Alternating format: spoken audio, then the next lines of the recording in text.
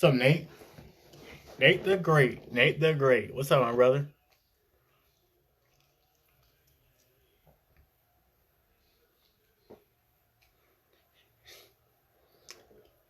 Picked a good time to come back from your vacation, my brother Nate. And Carmen's here.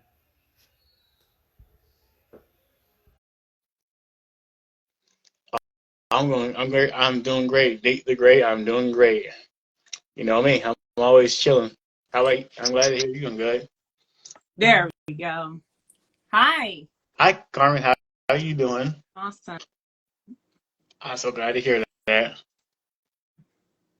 Thanks. It's a great day to have a great day. It's like my Oh little my slip. gosh. You ain't lying. Like you would think it's cold right now, but it's actually 70 degrees outside. I went out, walked a little bit, enjoyed some time with friends. It was a great day. Yeah. Yeah.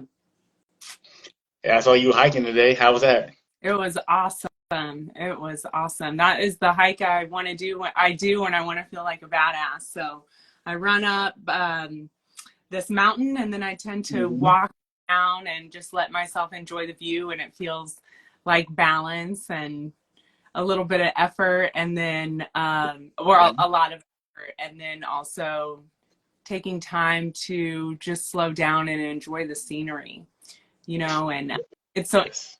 I I love when so I hike up behind the Hollywood sign, and there's a lot of times there's tourists, so I offer to take pictures of people, and then some Uh-huh. fellow runner just started talking to me, and he said, a lot of times people won't talk to you or they're not very friendly, so that was nice. He Right. had a nice little went about my day. Want to be like you want to grow up? Maybe I can find hike for a change and go running up mountains because I haven't done that yet. Be like What? you want to grow up? I'm sure. Well, I mean I hiked before, but I haven't ran a mountain before. Oh yeah, I'm sure they give you plenty of workouts in the army. Oh yeah, the Marines did give me a workout. We go on long hikes. Just never ran up a mountain before, Yeah. but we'll Time. sketch out this one day. Yes. Let's dive in. I'm excited to be here. Oh yes, I'm so glad you accepted my request. I'm glad to be here with you too. Gonna be the last one I do for a while before I get any free time. Yeah. So obviously, I know you're Carmen Scott. You are a comedian and you're an actress, and obviously you're an advocate for smiling and living, enjoying life as best you can. Yes. If I had to say there's a blanket passion of mine, it's the human condition and our capacity to create quality of life. And stories are one of the biggest influences we have on how we live our lives, and then our collective culture as well. Like everything in our life is a story. Every belief that we have is story. And so stories are my big thing. And one of my favorite things about being a human being is language, our capacity to express ourselves through word, and how we take certain specific words and arrange them in a certain manner to express ourselves or to elicit feeling. And I've always loved stories, reading, movies, Mhm. going to theater and the arts. It's just been like my biggest soul food my whole life. So Yes. No, I wholeheartedly agree with you. What I like about being human is, well, we are human. We're gonna want to learn this thing. We're gonna want to know why. We have a language we want to learn. Whether it's love language, it's body language, it's the actual language we're speaking. And then the fact that because we are human, literally we have that luxury of making that mistake, and we got a luxury of learning from our mistake. Sometimes other things like animals and things don't have the luxury of learning, but we do. We yeah, make that mistake, we can learn. We mess up, we can come back from that. We break something, we can fix it, and that's what I like about being human. So you and I definitely on the same page about being human. Love language and me just being human is good thing. It's a good thing. yeah. It's pretty wild, I think, being a human, the human experience. Oh yeah. First question I want to ask you is you see, I know you say laughter and smiling is the best medicine because obviously you have a big Atomic Smile. You got the Oscar-winning smile right there. So yeah, so yeah, comment down below, clap emojis for her Oscar smile. A smile increases your face value. Yes. Yeah. A smile increases your face value. And I do say, I have all these tag phrases. It's funny. I'm thinking about that. But laughter is medicine, and comedy is a huge medium of truth. Yeah. And you can't, when two people laugh together, it's like everything else fades away. And it's this moment of pure joy. And there is also, there's a guy that wrote a book in 1978, and his name was Norman Cousins, and he wrote a book called Anatomy of an Illness. And it was about how he cured himself from a terminal disease by watching Marx Brothers movies. Wow. I just wrote And down what you said. yeah, scientifically, it's known to reduce stress. And I know that it's one of those things that you can talk about it all day long, but it's really something to experience. And I think we've all experienced that in moments of grief. We laugh and hilarious. This morning when I was taking a picture of this group of people, I don't know if they were a family or what, I said, I was going to take a picture and I say, everybody say sex. And they said sex. Everybody just started laughing. Yeah. And I got that from my aunt at my grandmother's funeral. So here we are gathered to celebrate a life and grief. And yet we've all been in those moments where we had that laughter, and it's really what carries us through. And when I got COVID once, and like I tested negative within 5 days. Like it was crazy. It was like so quick. But the worst part about it was some mental thing. Like it was nuts. I was like, is life worth living? My body didn't feel that bad, but it was a mental thing. And then a friend of mine said, called, and she was like, oh, is this your first time to get it? And I said, yes. And she said, don't watch anything heavy. And I was like, I have been trying to watch The Tragedy of Macbeth and could not get through it. And then, so that same night, I watched one of my favorite comedies, Barb and Star Go to Vista Del Mar. I love it. It's hilarious. And I woke up the next day feeling awesome. Wow. I love the Macbeth book. I like the movie with Patrick Stewart in it. Yeah, I wholeheartedly agree. Macbeth is heavy, but it's a good movie and good book.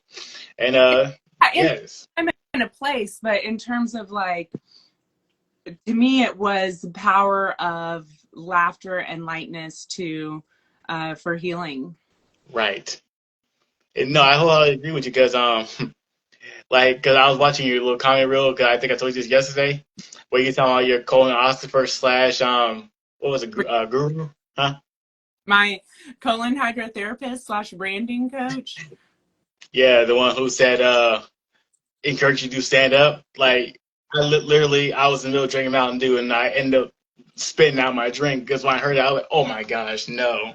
And everyone looking at me in the restaurant, they're like, what's this guy's problem? Like, guys, y'all gotta see this. This is funny. I showed them that, they busted out laughing. Because you don't expect that. Frida so yeah, I did. Yeah, shout out to Frida Bush. That's her name. Frida Bush, shout out to her. Yeah. Wow. You know what? And like, I was actually working on my joke earlier too, because I was like, you know what? She's funnier than I am, so I'm gonna have to come up with something equally funny, or else she's gonna think this guy is boring. No, I don't think that at all. And I think we all have humor in us, and I think it's a skill that we can develop as well. And part of it is the value you place on something.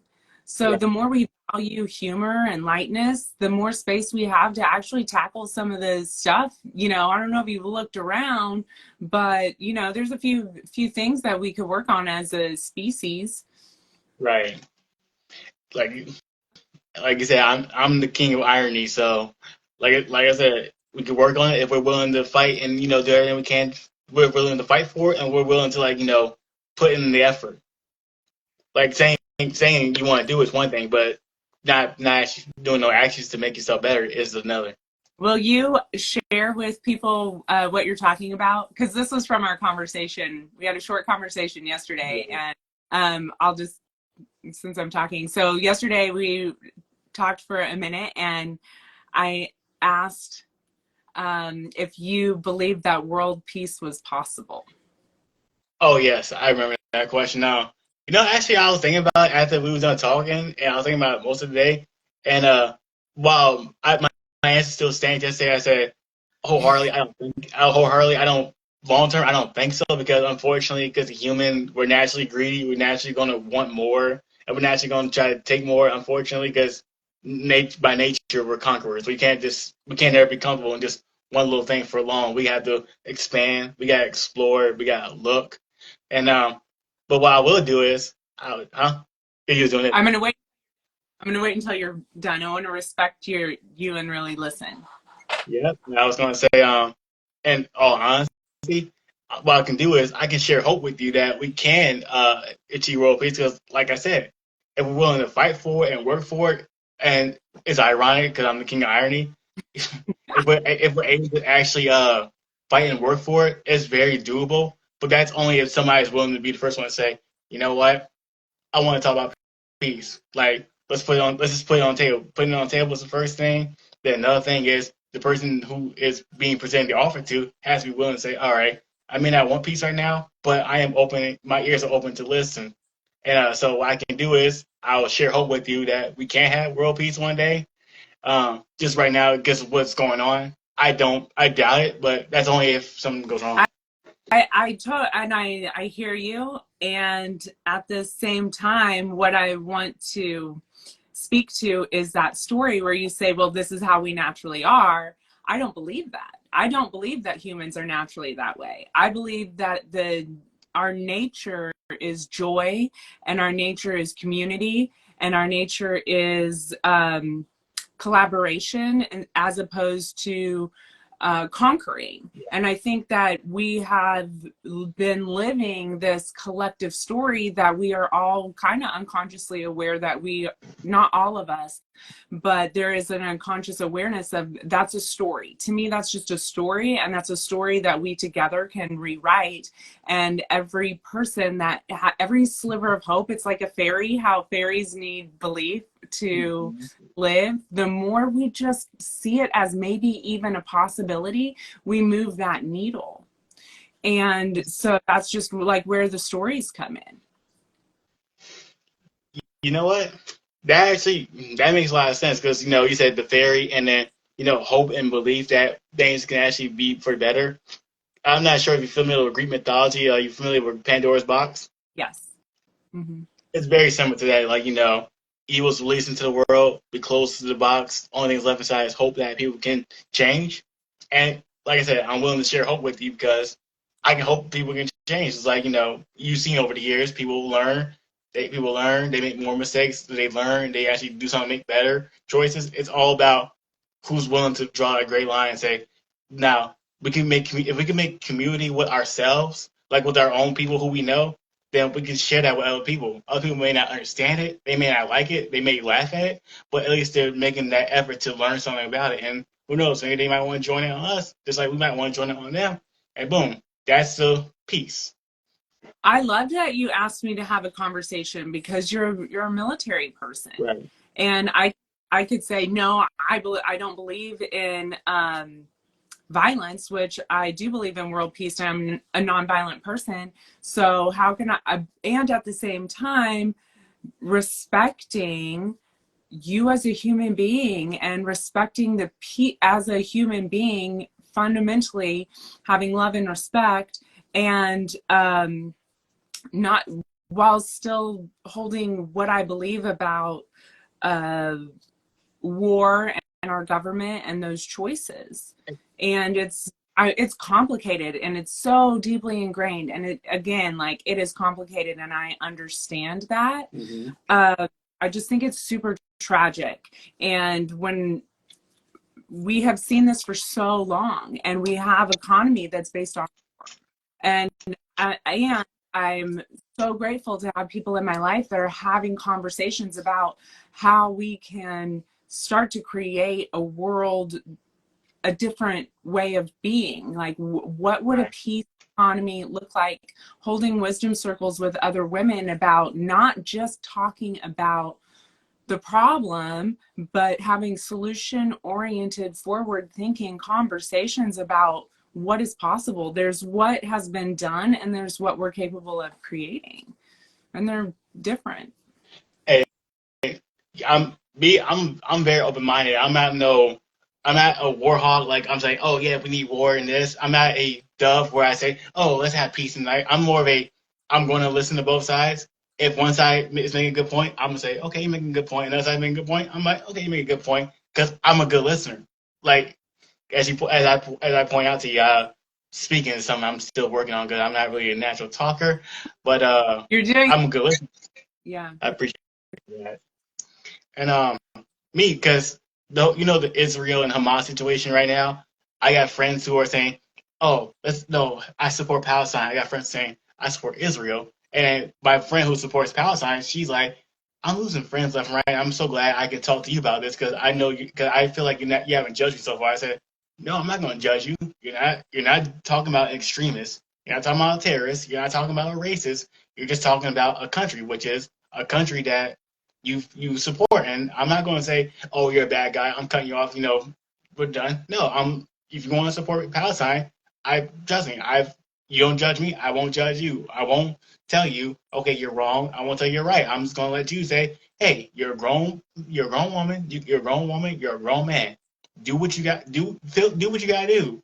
Because the best thing is in this world, and this is something I hold deep in my heart, is that when you say true to yourself and true to what you automatically win. Like the battle's already over because when you say true to what you know and true to yourself, like you can't be defeated. Because me, I'm true to myself. I'm a good person. I know. I think I am. I know I am, and Well, I'm true to what I know. kudos to you for having an uncomfortable conversation. If all we do is cancel out people that we don't agree with, we Right. really can't move. So kudos to you for having that conversation. And it is complicated. Right. Because my a good friend of mine, he's because he's working to get a therapist license. He tells me all the time, bro, when you talk to me, I want you to get uncomfortable. I want you to just be comfortable being uncomfortable because I want you to be open and honest. Like, let me know if something's hurting you. Like, just be uncomfortable with me. I'm not going to judge. I'm not going to hurt you. I'm going to sit right there and listen. I'm going to give you the best advice possible. So he taught me that concept of being uncomfortable with the situation. Now, I may not like what you're saying, but I'm not going to make it to the point where I'm going to condemn you for what you're doing.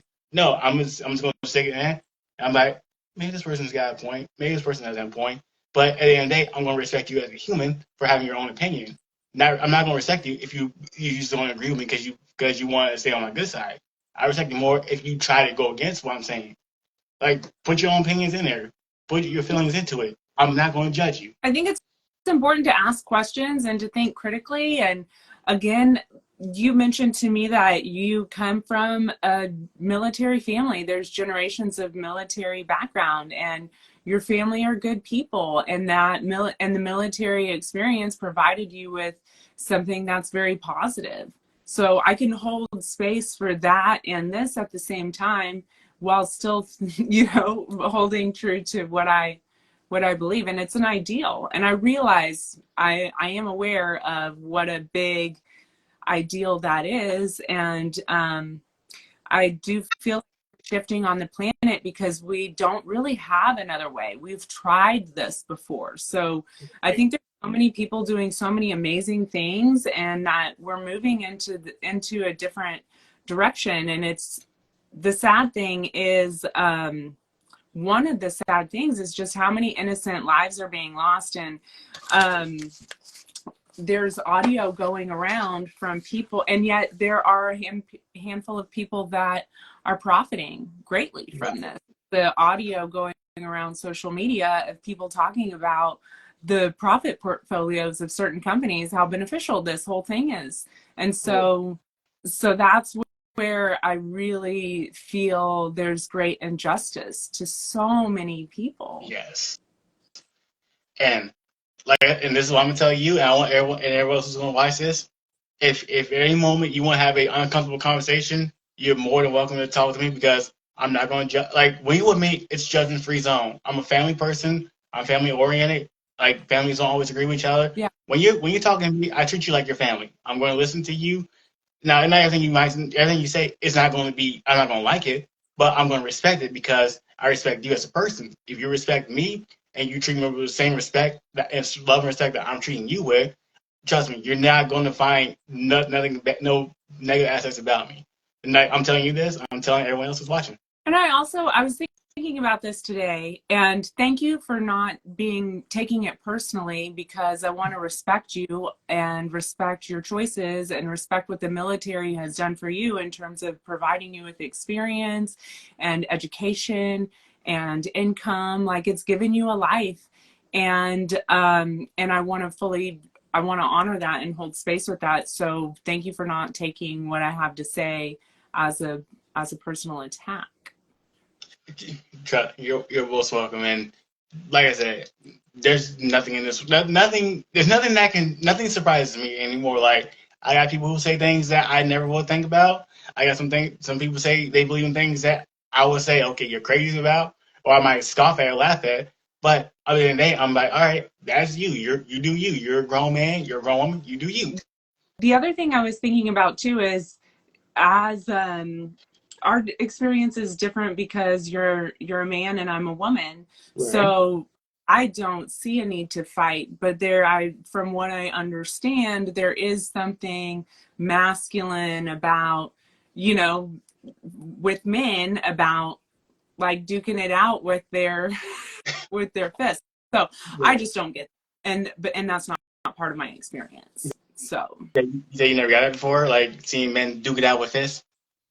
yeah, and I have some friends, some dear friends that do men's work and divine masculine stuff, and that's an aspect of it. Right. So I I, see, I don't understand it, but that's also not my experience. So I say for men because it's like sometimes this way I was raised was if because me and my brother sometimes we because I have two older brothers so sometimes we be mad at each other and like and my dad but all right look y'all go outside 30 seconds duke it out when y'all come back in here I better hear no more arguing better hear no more crying no more fighting I want to hear you two punks come back inside shake your hands go back to doing what y'all doing we would duke it out they would duke it out we come back inside all right cool game over that's how we were raised. And my dad was like, "All right, look, I'm not going to sit here and referee y'all all the time. Y'all going to duke it out yourselves, and y'all going to become men. Men don't fight all the time. Men we talk it out." I like that, and I can totally see that. Can I ask you Mm-hmm. to share a little bit of about the military and what the military means for you and what it's given you? Like, I've made assumptions, but I haven't really asked that question and listened to you talk about it. Right. So without going too deep in, because I don't want to talk about the things I do like missions wise, but military to me is it's that foundation that I needed because I don't know if you've seen the post I made recently. So my ultimate reason for going to the military was I needed that guidance that I was starting to lack from my parents because my parents are in my life. Both of them are here. They're in my life. They're both downstairs watching the Cowboys game.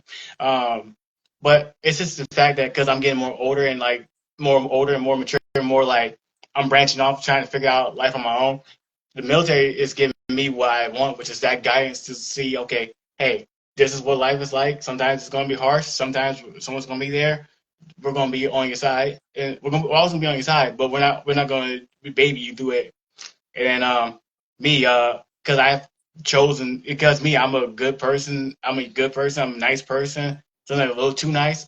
Unfortunately, that's caused people to take advantage of me and all, and me in my heart. So I gave too much of myself to other people, but not 100% of myself to myself. Mm. So what I'm doing is what the military is doing for me is it's giving me that option to don't dedicate myself to two things: to the military and to myself. 'Cause I can focus on myself. 'Cause I can build myself up to make connections with people, rank up in the military, get experience I want, build some new skills, build some new lifelong friendships, and then also the opportunities is say if I don't want to do my 20 years, I just do my 5 years and I'm back out in the military. I got all these doors open to me because I did serve and because the Army partners with so many people. That's what it is for me. And with serving the military for me means that I'm doing something that nobody else wants to because I and like all things, like it's all about purely about perspective and what you want. Like, because when I was in other countries, I would see people who would normally who's living third world countries, living like third world like countries, but they're really happy because they got each other.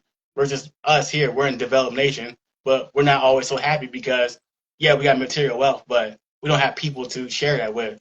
So I go back in the military, I'm going to be suffering in the field. I'm going to be suffering this work, but I got brothers and sisters who's gonna be right next to me who knows what I had to go through to earn this, what I had to go through to get up to this point, and that they can share that in that experience with me, and then we can have something to laugh about later on when we finally are relaxing for a change. And that's what being military is about. It's about the brotherhood and the sisterhood, and that's what I love most about the military more than anything.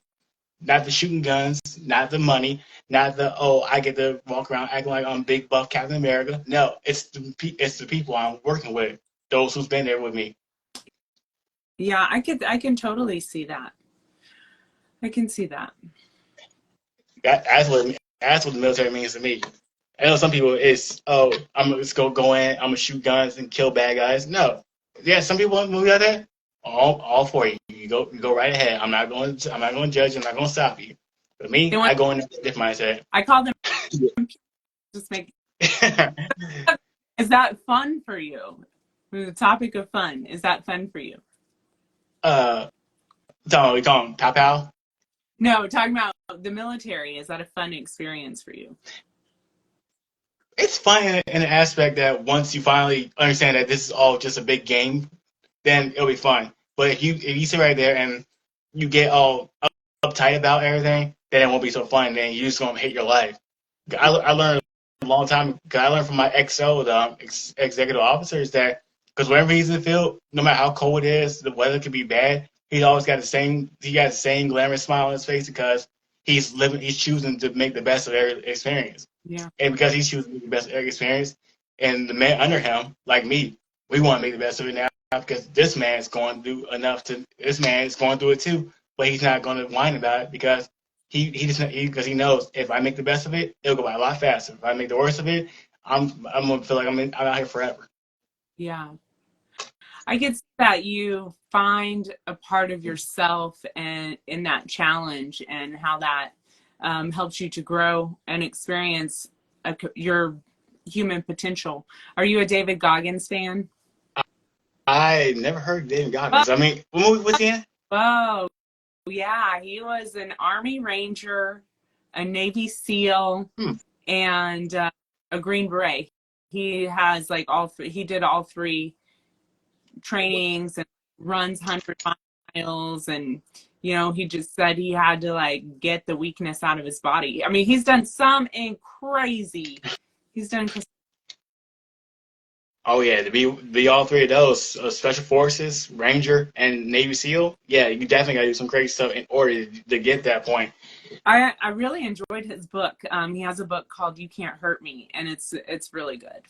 I think I heard that book. I think my friend was reading it. He told me that when he was motivational speaking, that he told a story about when he was doing SEAL training, how it was cold, it was the middle of the night, and it was in a shallow, muddy creek, and they was ready to give up, but they started singing a song, and then when they all started singing, even when the instructors was telling them to be quiet, be quiet, be quiet, they still kept singing, and then they forgot all about the cold because they all joined together in one thing, which was we're gonna make it through this, even if it's cold and it sucks. Yeah, I would say that's like the same frequency as laughter, Right. um, and all of that, music, laughter.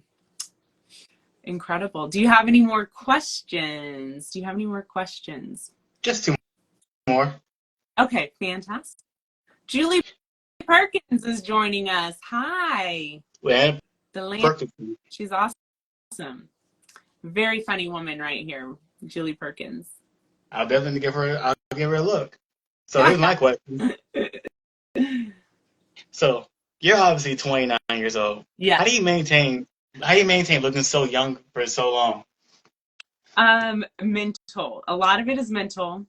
I do live a healthy lifestyle now, but I really hard in my 20s. And they say that the lifestyle in your 20s is the face you have in your 40s. And I think I did not get that. But I never say that I look or feel OLD.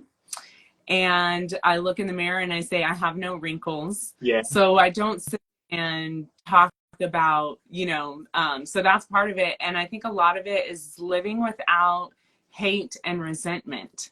A lot, your emotions. So one of my lifetimes, and one, I feel like I've lived a couple different lives in this one body, but I sold cars for 3 years, and I would sit across from people, and you get to know them, and you take all their information, and you see, how old they are. And I was fascinated with how people aged. I would talk to some people, and I would take their driver's license, and I'd be like, how are we the same age? You look 15 years older than I do. Or some Right. people I would meet people that were 65 and running marathons, and then I'd meet people that were 50, like they were about to keel over. So lifestyle and mentality plays such a huge role in how you age. And I'm so grateful, so grateful that my parents are still really healthy. And my dad, ever since I was a little girl, has his whole life. So my dad, his whole life, has woken up early and meditated and Yeah. stretched, done yoga and worked out, and he looks fantastic. He's 60, thriving. He's not 65, he thrive.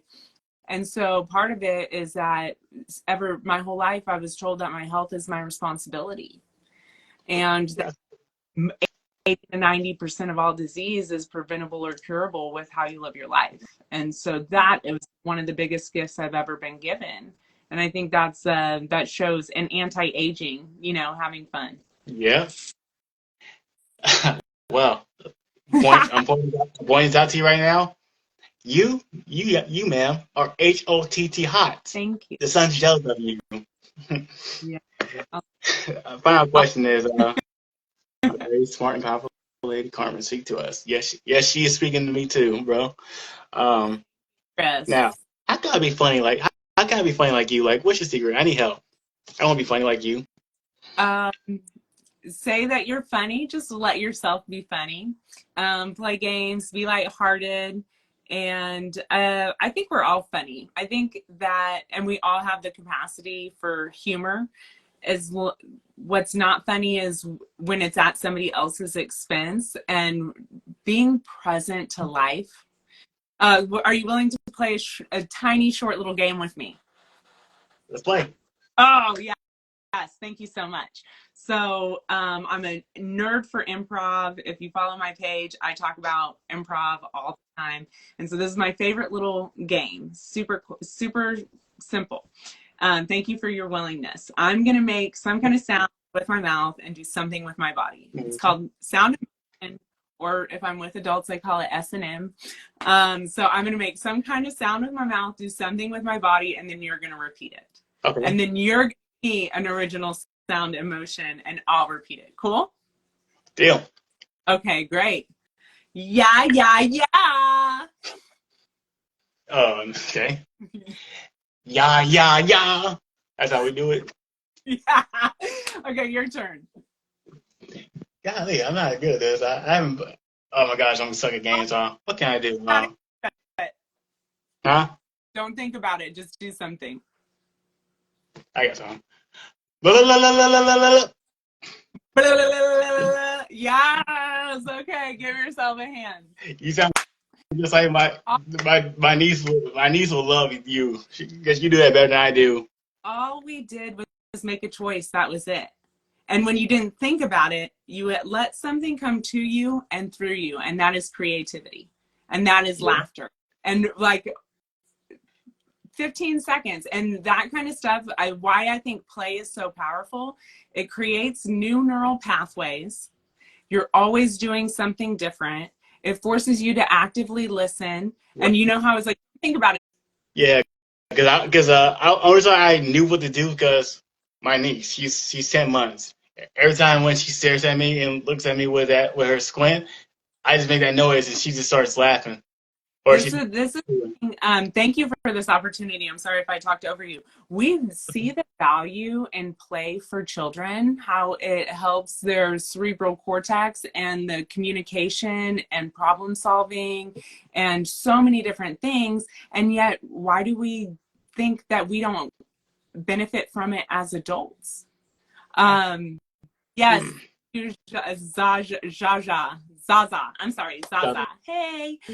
Yeah, so thank you so much for being willing. And again, like value, it's value. So when we value play and we value humor, then we get more out of it. So Right. thank you for that opportunity. And kids, man, kids, when you want, I love to watch small children because they are 100% present in the moment. And it's not Right. perfect. They allow themselves to have feelings and then they're done. They cry and then they move on. And I think that we can learn a lot because especially as like a positive and like generally happy person, I've had to learn how to say, okay, I'm experiencing this feeling and now I choose a thought instead of pretending like I don't feel the way that I feel.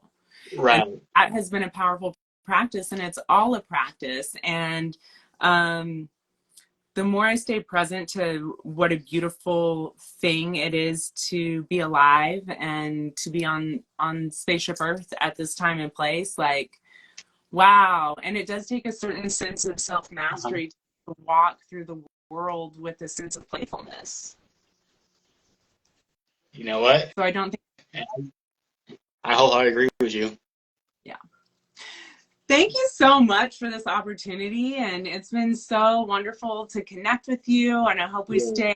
I know you're going to be super busy, but if you're, we'll connect out of here, and I would love, it would be my honor to, I do a little bit of coaching, so I don't advertise it a lot, but working one-on-one with people, there's always ways we can do these improv games and to work on communication. That would just, it would be a gift for me to be able to do that with you. So Yes, I would love to do that, and I would love to keep working with you. Like I said, every person I've done a motivational live with, I always stay connected with them. It's not no, oh, we're just gonna do it one time and we're gonna cut each other off. No, I stay connected with these people because I don't. I ask people who I know is gonna be beneficial for me in the long run. I'll be beneficial for them because I think you could learn something from me, and I can learn something from you because when you sent me that enunciation, I twisted my tongue a lot, but it really did. I feel like my jaw's a lot not as tight. I'm talking more confident than I usually do, and then me trying to be a laughter, that was definitely a good thing. And it was so good that I actually wanted to come up with this little joke that I came up with this little joke that I wanted to use before we go. okay, give it to me. What happens to Carmen Scott when she goes to sleep? What? She goes undercover. Ah! Oh my gosh, I love it. I'm stealing that. That is so cheesy, and I love that vibe. Okay, I wish you the best, friend, and good luck, and we will be in touch for sure. Yeah. We will, and we will stay connected. And I appreciate you once again for doing this. And we will definitely stay in touch. And you have a great rest of your day. Thank you. Thank you so much. Bye, guys. Bye, Carmen.